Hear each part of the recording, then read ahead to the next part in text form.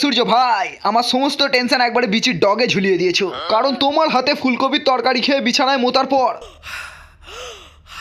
দেখো কি বুক ভরে শ্বাস দিচ্ছি। আমি সমস্ত জমির ফুলকপি আমি তোমার নামে লিখে দেবো। বলো কতগুলো চাই? কেন, আমাকে দেখে কি ফুলকপির ভাতার বলে মনে হচ্ছে আপনার? নাকি চাল ছোলা বালের পাঁপড় বিক্রি করে বলে এসব বলছেন? আমি আগেও আপনাকে বলেছি আমি শীতকালে লোককে ফুলকপির তরকারি রান্না করে খাওয়াই, তার কারণ লেপের তলায় ভালো পাঁদ হয় বলে। আমি সত্যি বলছি, আজ আমি আপনার সাথে ফুলকপির তরকারি খেয়ে আপনার পাশে শুতে চাই, আপনার লেপের তলায় পেঁদে আপনার লেপ গন্ধ করে দিতে চাই। স্যার, ও কিন্তু ফুলকপির তরকারি খেয়ে আপনার পুরো বাড়িটা পেঁদে গন্ধ করে দিতে চাইছে স্যার।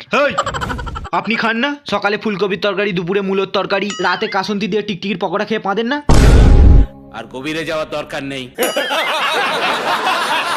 দেখো কাগজে কি লিখেছে খালি দেখো। শীতকালে ফুলকপি খাওয়া অত্যন্ত মারাত্মক একটা নেশা। বেশি ফুলকপি খেলে পাঁদে পাঁদে ফুটো বড় হয়ে যায়।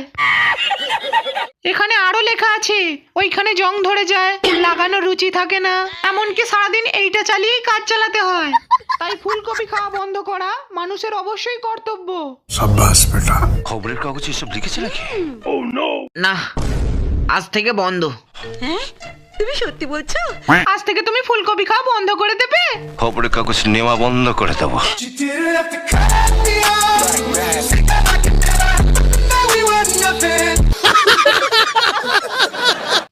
তোমার ফুলকপির দোকান আছে? হ্যাঁ। দেখো চদু, বর্ষা আমার এক্স গার্লফ্রেন্ড হলেও আমার গার্লফ্রেন্ডের থেকে কিছু কম নয়, বলতে পারো আমার বউয়ের মতো। তাই ওর সুখের জন্য আমি সব কিছু করতে পারি। তুমি ওর কি দেখে প্রেমে পড়েছো? আবার ওর দুটো ফুলকপি দেখে।